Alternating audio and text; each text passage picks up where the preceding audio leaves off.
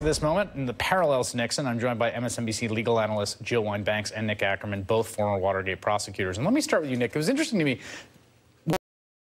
You know, there are different ways to view this. And Senator Whitehouse is just like, this is nonsense. This is flailing, desperate nonsense. What do you think of that? Oh, I think it is. I mean, this would be great arguments if the year was 1750 and we were talking about King George. Yeah, these arguments would hold some water. But no, I think this really, if you look at this memo, and a first-year associate had given me this memo, I would have fired the person on the spot. I mean, these are just the weakest arguments that you could possibly raise. The idea that a president can't be subpoenaed.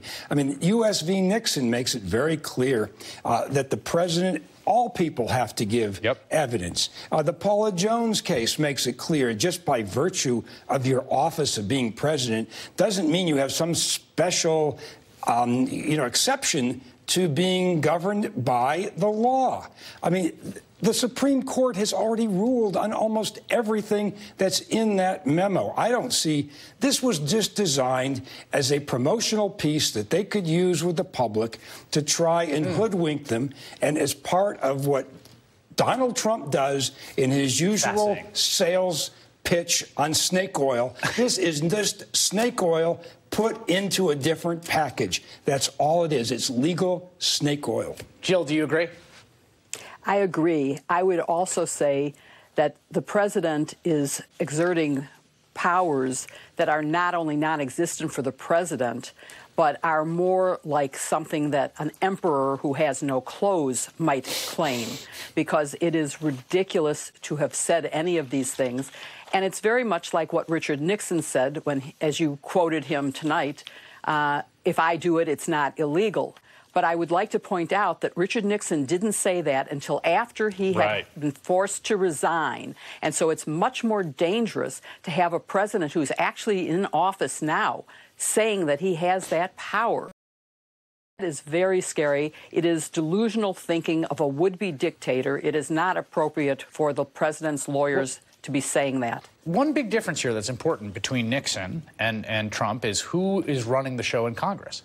And it seems to me the legal argument they're making, which isn't really legal arguments, but political argument, primarily is there is a single and lone constitutional remedy for the conduct of the president in office, and that is impeachment. And he can do anything he wants, and the only hard limit he runs up against is impeachment. And go ahead if you think you're going to get these Republicans to impeach this guy. Yeah, and there's no way the Republicans are going to impeach him. So it's not that dumb an argument. I mean, it may be legal hogwash. It may be squid ink or snake oil. But from a political standpoint, it's basically saying, look, we've got our base. We control the levers and come at us. Well, they certainly control the impeachment levers. That's true.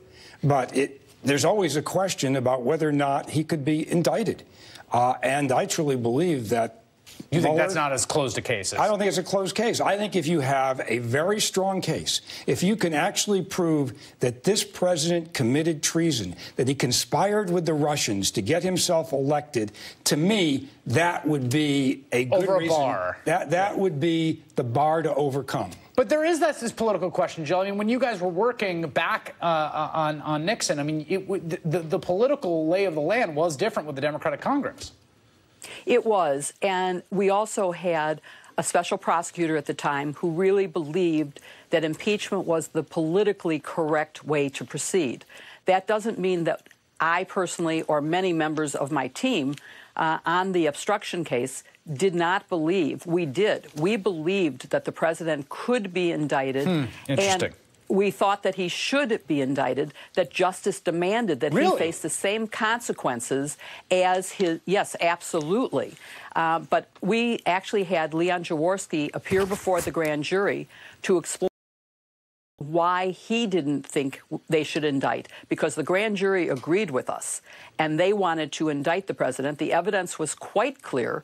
We chose the path of naming him an unindicted co-conspirator, which meant that the evidence of things he had said would be admissible. It was very important for that reason. We also turned over a report which was a roadmap of impeachment to a existing committee that actually we felt we could trust with the information. I have to say now that no matter how strongly worded the report is, I fear that the Republicans will ignore it. At that time, the Republicans in at the time of Watergate, the Republicans in Congress are the ones who went to Nixon and said, you must resign. We've seen the evidence. You will be convicted. It was the Republicans who took that upon themselves.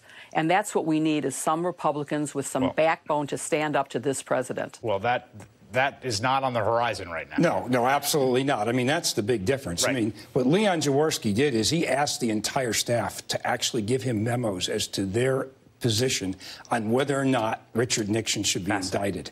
Wow. All right, Jill Wine-Banks and Nick Ackerman, that was really illuminating. Thank you. Great to have you both. Next, the White House and Don Jr. both caught in a major outright lie.